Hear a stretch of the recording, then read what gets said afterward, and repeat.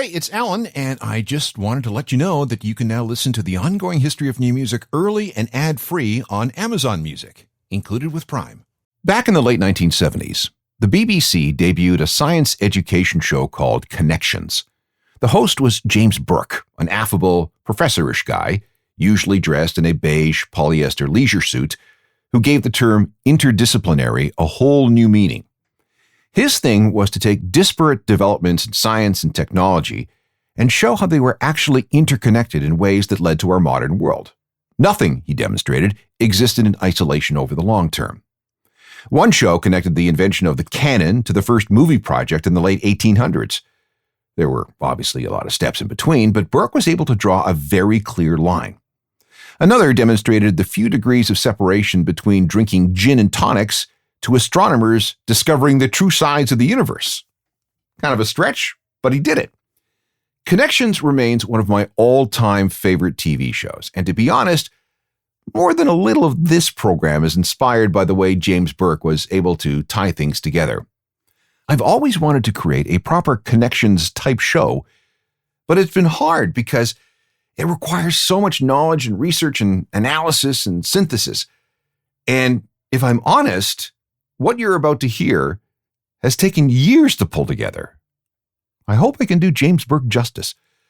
Here is my attempt to create some connections between rock music and some seemingly unconnected inventions, events, and discoveries from the past.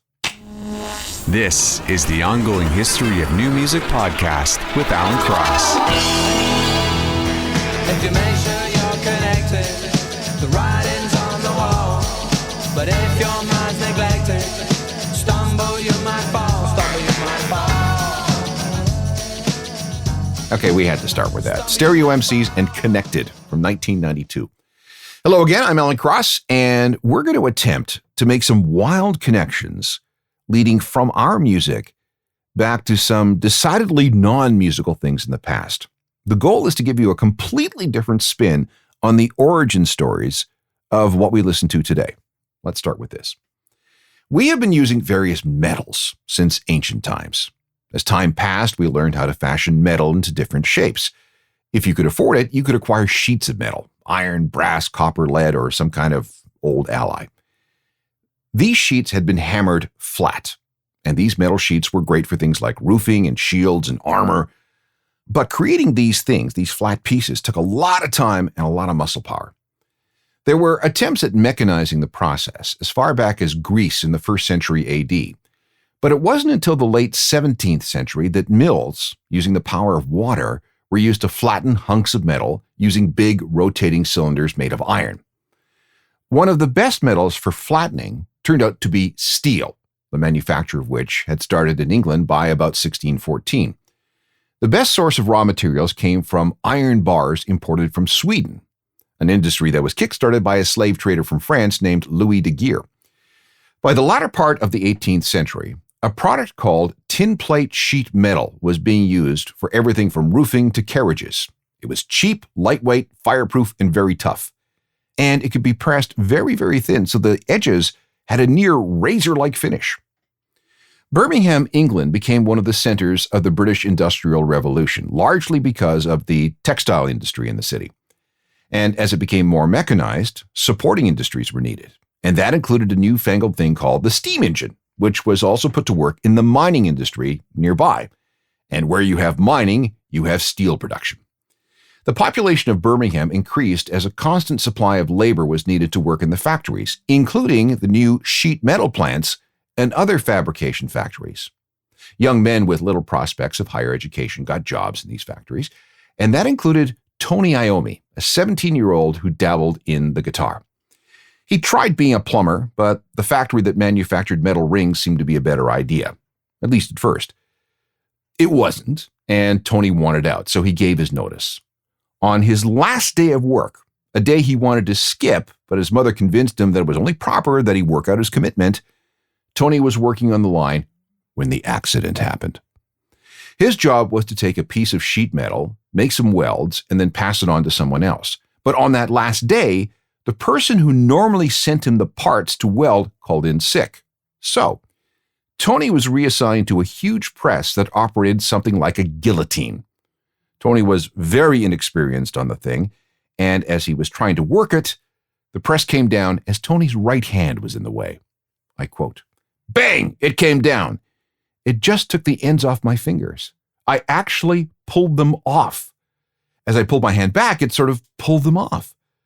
I was left with two stalks, the bone sticking out on the top of the finger.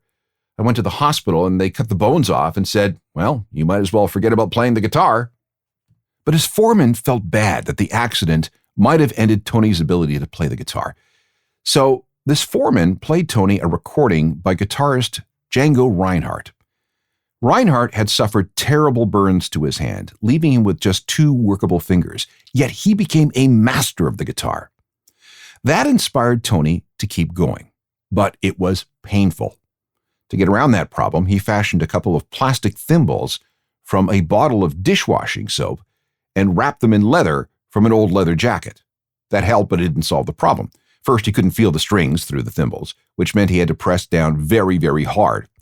Second, soloing became tough, so he concentrated on playing heavy power chords. And third, he couldn't bend standard guitar strings very well, so he strung his guitar with banjo strings. And to make things even easier, he tuned his guitar so that the strings were quite loose. Technically, his guitar was tuned down low to C sharp. Put this all together, and you have the distinctive guitar sound that made his band, Black Sabbath, famous. It was heavy, it was sinister, it was powerful. And the Sabbath sound went a long way to creating the sound of heavy metal as we know it today. A little more than 10 years after Sabbath really took hold, a new generation of Sabbath-inspired and metal-adjacent bands started to emerge out of the Pacific Northwest. Many of them had guitarists that copied Tony's no fingers tuning. That drop D, or in Tony's case, drop C sharp, became the foundation of grunge. Here's an example.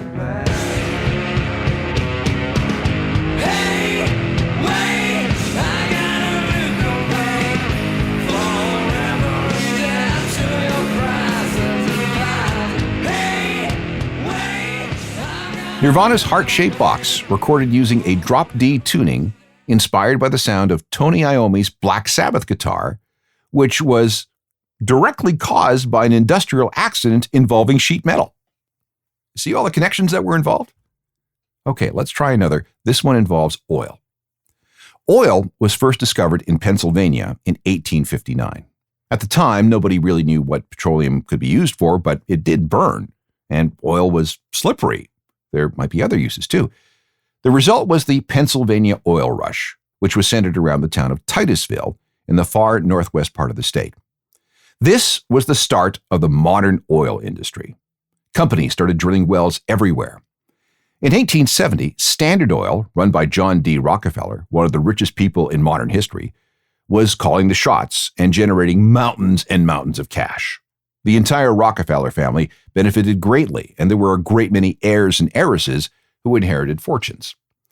As Standard Oil got bigger and bigger, a young man in Basel, Switzerland was mourning the death of his parents.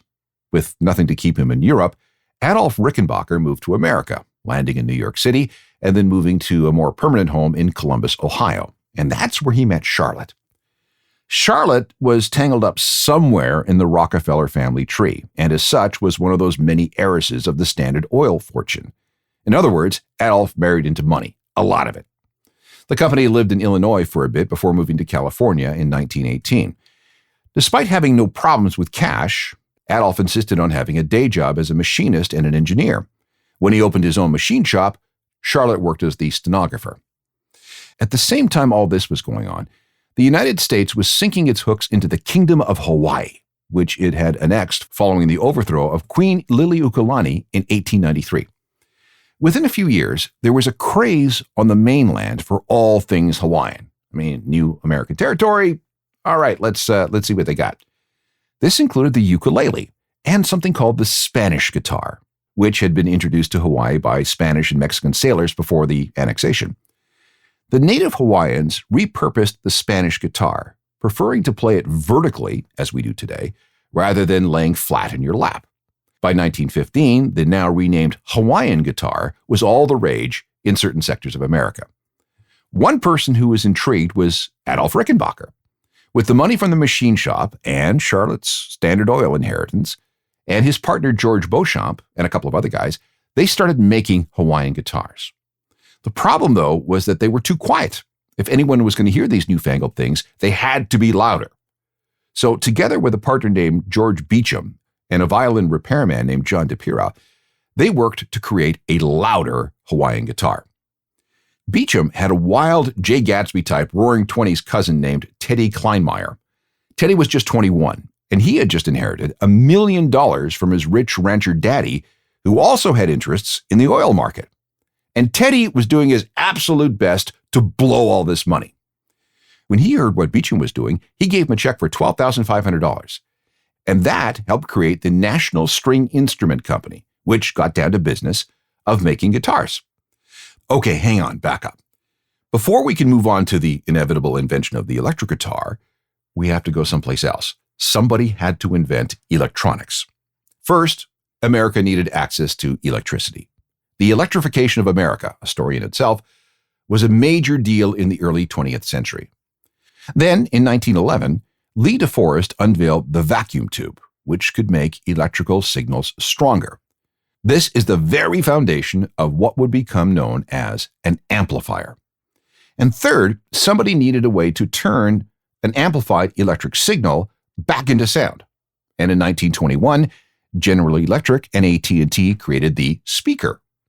Electricity, the vacuum tube, and the speaker all first came together with the introduction of the radio.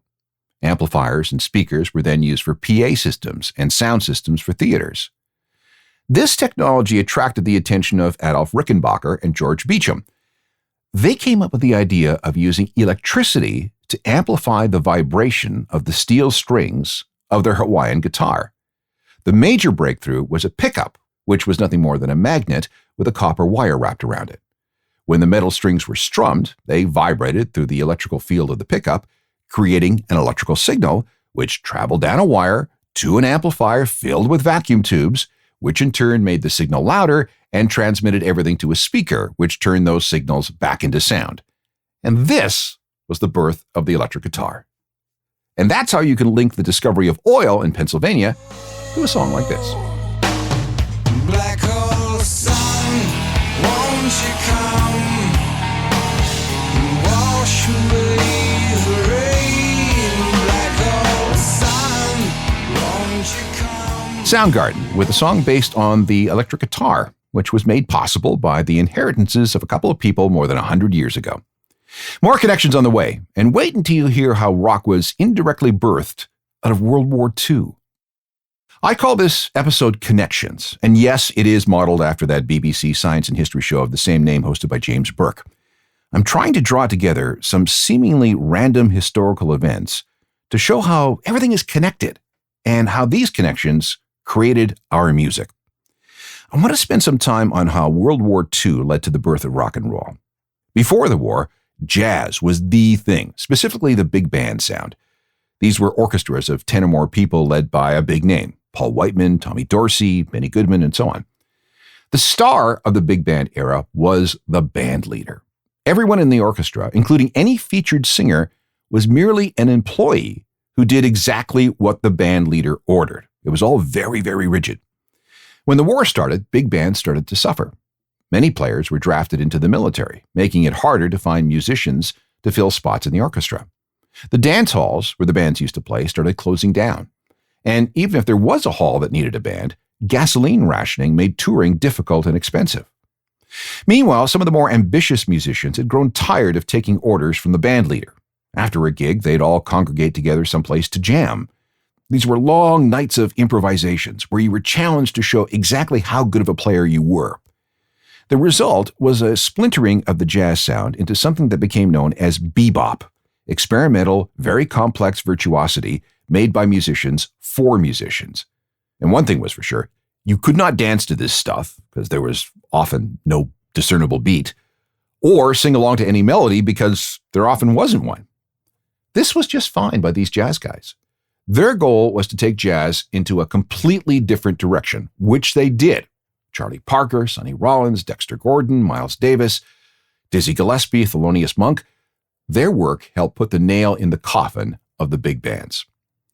At the same time all this was happening, there was a crippling strike ordered by the American Federation of Musicians.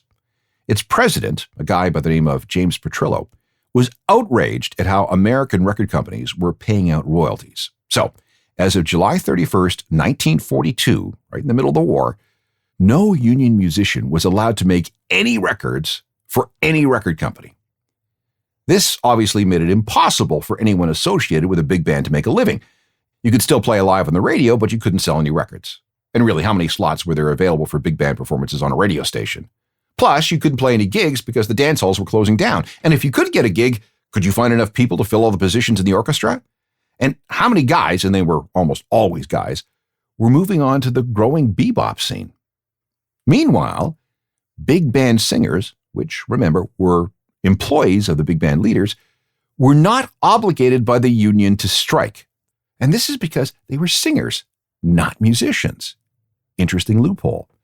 This meant that they were free to step out on their own, which they did. And many of them became stars as solo performers, a very new thing for the time.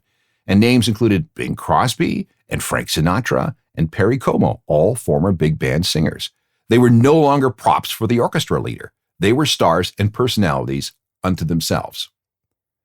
The strike got more complicated. Without going too much into the weeds, there were a bunch of loopholes. A singer could record a song a cappella. No musicians, right? Or they could record a foreign song not registered with ASCAP, the main performing rights organization at the time. Not covered by the agreement, not covered by the strike. ASCAP also did not consider country musicians, Western performers, and R&B acts to be real musicians. As a result, they were not covered by any prohibitions, so they were free to do their thing. And in the absence of big bands, these sounds began to spread very fast. I mean, what else were you going to listen to? Radio stations changed too, in a couple of important ways. First, local American stations were allowed to have local programming after 7 p.m. Some had live performances, but it became much more cost-effective to have the announcers play records instead of introducing live acts. This is how some imported orchestral music made it on the air, but it also made room for country, Western, hillbilly, and R&B records. People started to hear other genres on the radio for the very first time. Boogie-woogie, jump blues, swing, gospel, spirituals. A whole new melting pot of sounds was created and disseminated through the radio as a result of the big band problems and the musician strike. These sounds began to mix and mutate, and it was this kind of thing America needed to help put the trauma of the first half of the 1940s behind them. Long story short, this mingling of new sounds, indirectly caused by World War II and the musicians' strike, created the conditions for the birth of rock and roll. I want to riff on this a little bit more, but let's contemplate all the disparate factors that went into eventually creating music that sounds like this.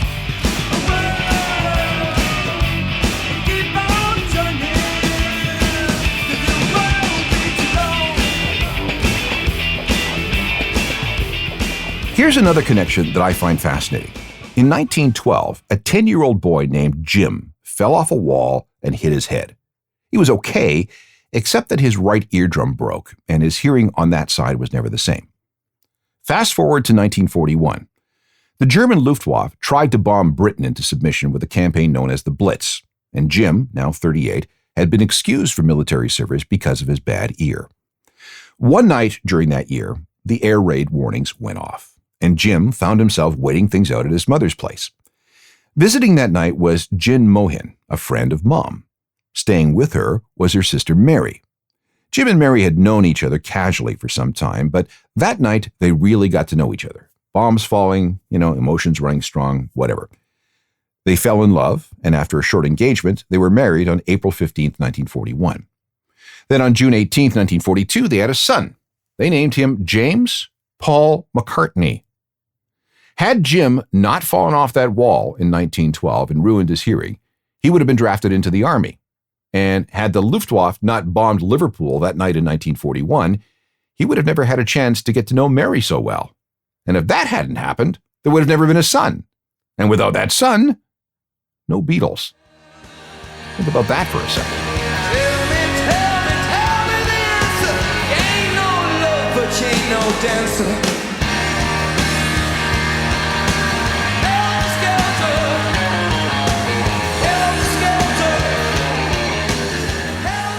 Here's one more story about how World War II led to the creation of our music.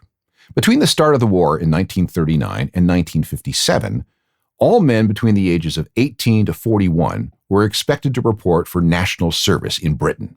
Many were sent to fight in the 1940s, and even after the war was over, young men were required to do their duty. However, that obligation officially came to an end in 1957. Anyone born on or after October 1st, 1939 was now exempt. And that meant that the young men in a new group called the Quarrymen wouldn't have to worry about going into the army, so they kept at it. John Lennon was born in October 1940, so he scraped by. And future Beatle Ringo Starr was born on July 7th, 1940. And in November 1960, when compulsory service ended altogether, all four members of the Beatles managed to avoid going into the army. But there's more. Without having to worry about going into the military, and with time on their hands, untold thousands of young British men started picking up guitars and forming bands. In just the Liverpool area alone, there were more than 400 bands regularly playing around town by the summer of 1961. And in London, that number was much, much higher. After a couple of years, the Beatles broke through. British music took off, and the British invasion of North America started. All in large part to the end of national service in the United Kingdom.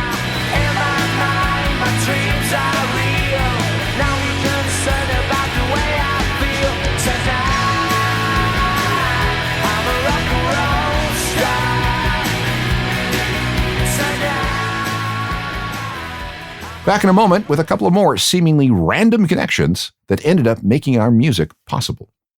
I have a couple more connection stories before we're done, and this one involves a line that runs through from the discovery of aluminum to ska. Aluminum is one of the most important elements we know. It's abundant, stable, light, strong, impervious to rust, reflects light, and can be used for a million different things. The ancient Greeks knew about aluminum at least 2,500 years ago. But it wasn't until 1824 that a Danish physicist and chemist named Hans Christian Ørsted figured out how to produce aluminum metal. It was an arduous process, and for a while, a hunk of aluminum was actually worth more than gold. But by 1889, an efficient way of creating aluminum was discovered, and that required the purification of a mineral called bauxite. It turns out that Jamaica contains some of the largest known deposits of bauxite anywhere on the planet, and in the early 1950s, bauxite mining began in the country and exported by the Reynolds Metal Company. Other companies like Alcan and Kaiser also moved in, and the first shipment out was 1952. But this kind of wide-scale mining had some serious social effects. Farmland was expropriated, and people were kicked off their land. Thousands of Jamaicans were displaced from the countryside and moved into the cities, especially the capital of Kingston. The ghettos expanded with many, many unemployed and desperate people. This exacerbated the already wide class division between the island's British colonial masters and its native inhabitants. With live bands out of reach, nobody could afford them, Jamaicans developed sound system culture. These were portable DJ setups, mobile discos if you want, that were set up in open spaces called lawns every weekend. These sound system crews, and there were many of them, all competing fiercely with one another for attention, would find new ways to get the party started and to keep it going with calypso, soul music, and American blues and R&B. Starting at about late 1959, this mix of music began to coalesce into something with a distinctive Jamaican sound. Long story short, it was nicknamed ska. In 1962, Jamaica became an independent nation, and this new ska music was exactly what the country needed. It was good time music, and it was homegrown. Meanwhile, Britain was suffering a labor shortage and decided to make it easier for citizens of the Commonwealth to immigrate to the home country. A lot of people in Jamaica took the British government up on their offer, and of course, they brought their music with them. By 1964, the Jamaican diaspora in Britain was being serviced by at least 3 record labels that brought music from home. Eventually, it was discovered by white kids, especially those identifying as mods, and spread the sounds even further. The big breakthrough was a worldwide hit by Millie Small called My Boy Lollipop, produced by Englishman Chris Blackwell and distributed through his brand new Island Records label. After a brief burst of popularity, ska, also known as blue beat, receded for a couple of decades until it was discovered by some white kids from Coventry who gave this working class music from Jamaica a new twist by adding working class punk from England. And we've been skanking ever since.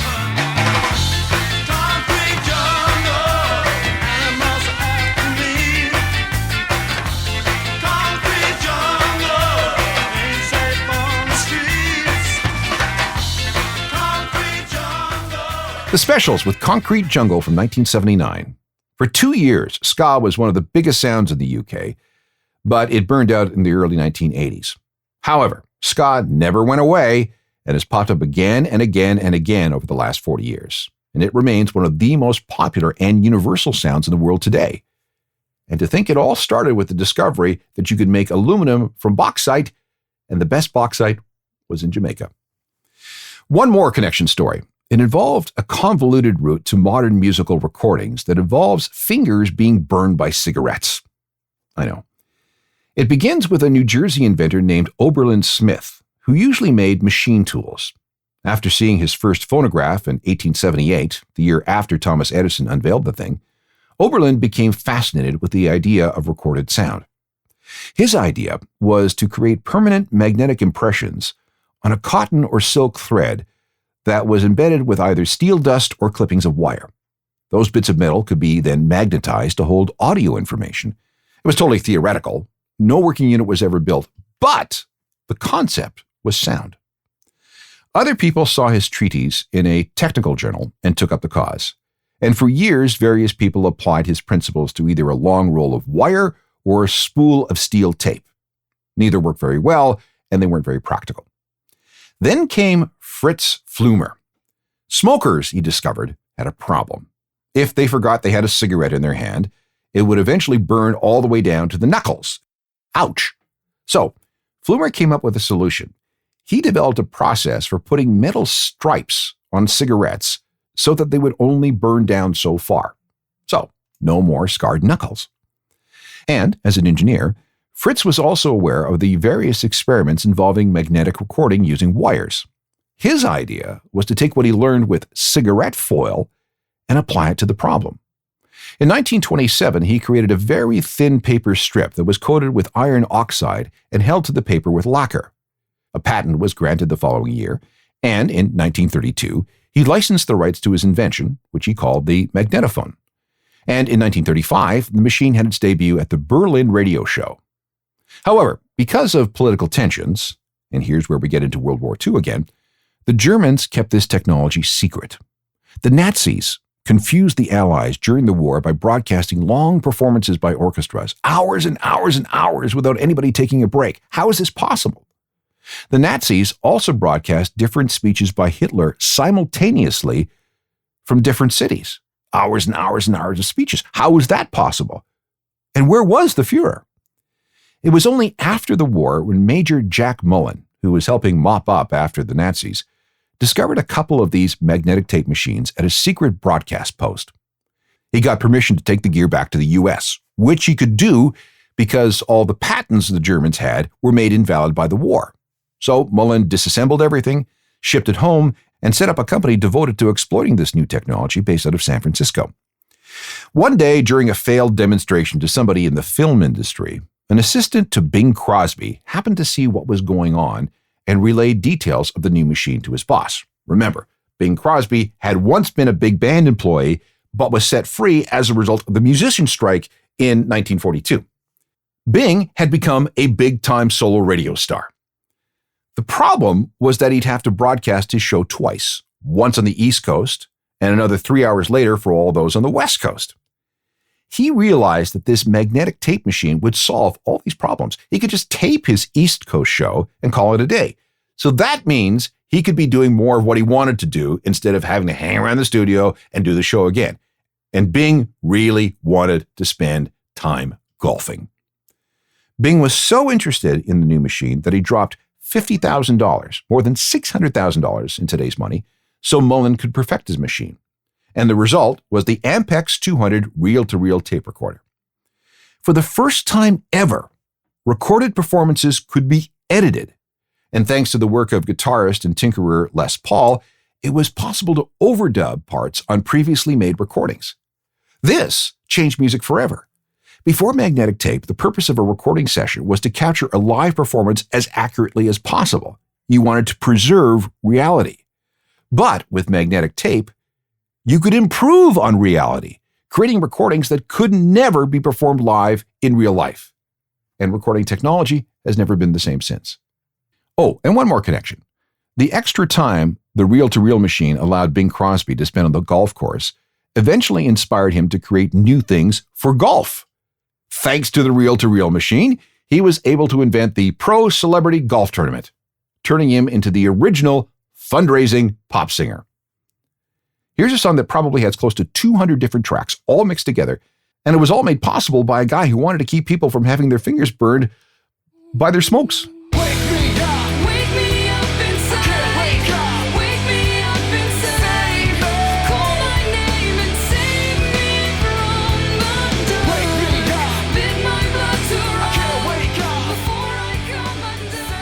History is such a funny thing. It zigs and zags and gets all tangled up and interconnected in ways that are hardly obvious.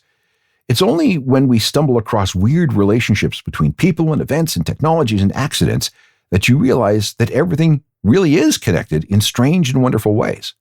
I know there has to be more of these weird connections that ended up creating various aspects of our music world, so I'm going to keep looking for them. And when I've discovered enough, we'll do a program like this again. Meanwhile, you should work on catching up with the Ongoing History Archives. There are hundreds of podcasts available, all free and available from any podcast platform you choose to patronize. Please binge away. I'm always lurking around Facebook, Twitter, Instagram, and TikTok. You can look for me there.